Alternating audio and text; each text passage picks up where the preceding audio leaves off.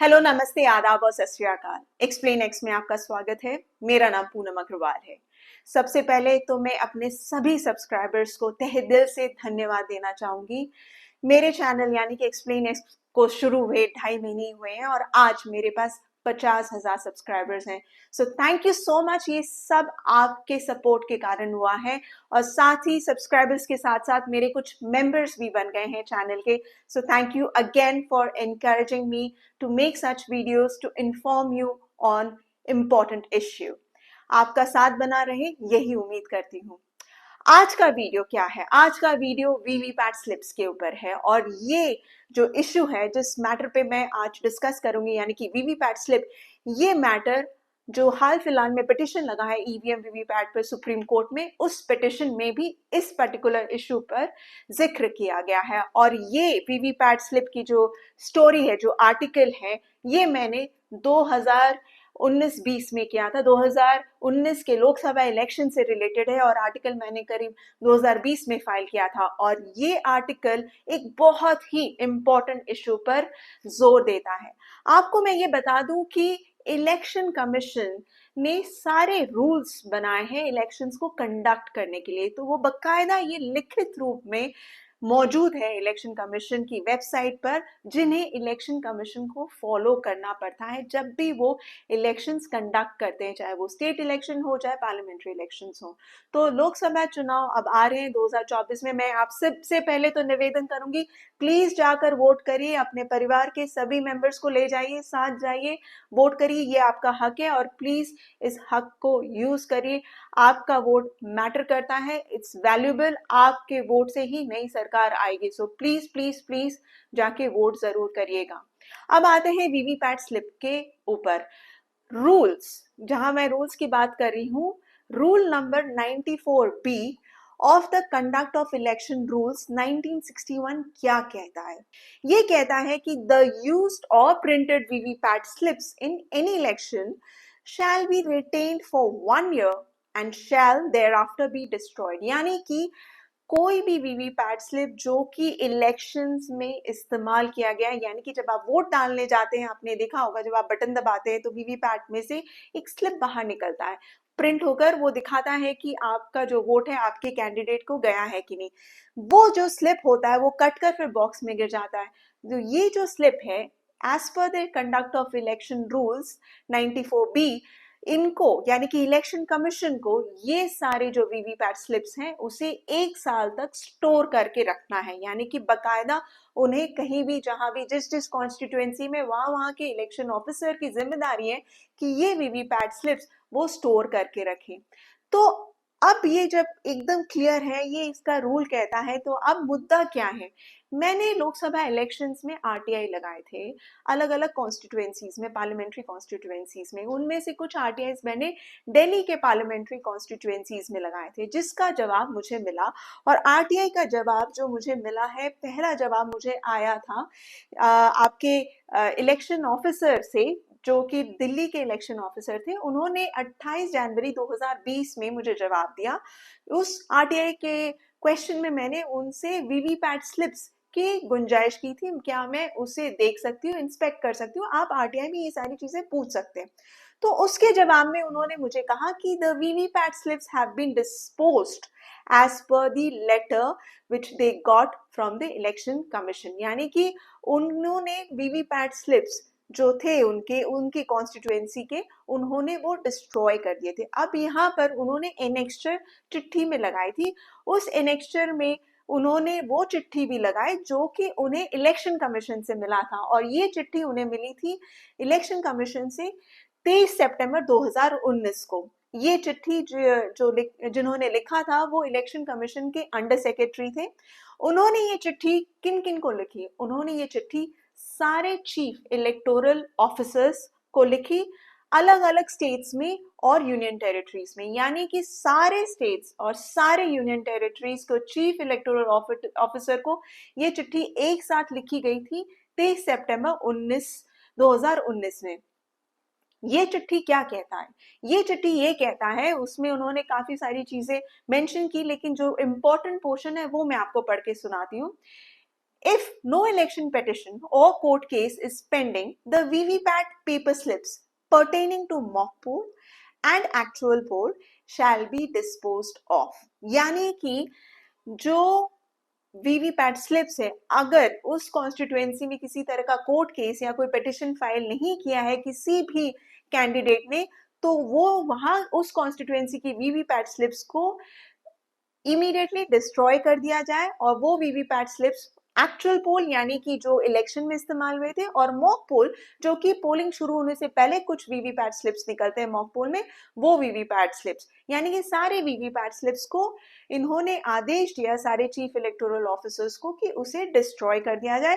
सिर्फ यही नहीं, उन्होंने ये भी बताया कि कैसे डिस्ट्रॉय करते हैं। अब आगे सुनिए।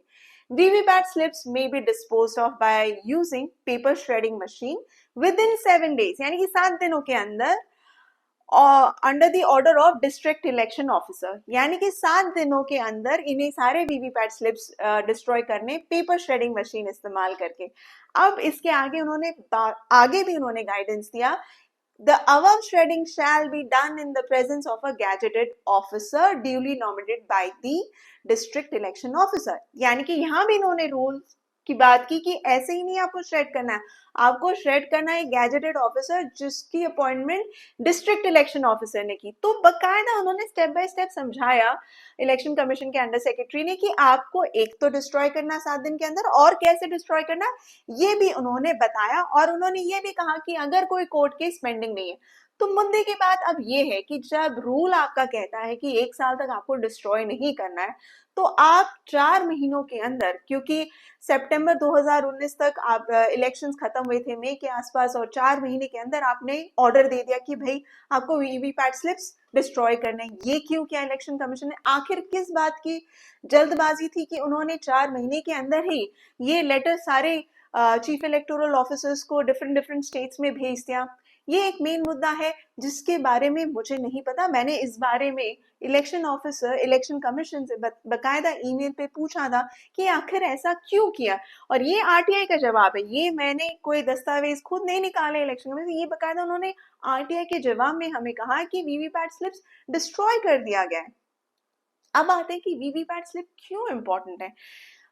फिर से मैं बताती हूँ कि रूल में लिखा है, ये इलेक्शन के रूल में लिखा है कि अगर किसी तरह की डिस्क्रिपेंसी यानी कि ईवीएम के वोट में और वीवीपैट के स्लिप में उसके वोट काउंट में अगर कोई भी डिस्क्रिपेंसी आती है, तो उस केस में क्या होता है? उस केस में ये होता है कि वीवीपैट स्लिप्स की गिनती को मान्यता देगा इलेक्शन कमीशन, यानी कि वो ईवीएम वोट्स पे उसको उसकी मान्यता नहीं होगी। आपको जो कंसिडर करना है वो वीवीपैट स्लिप्स को कंसिडर करना है।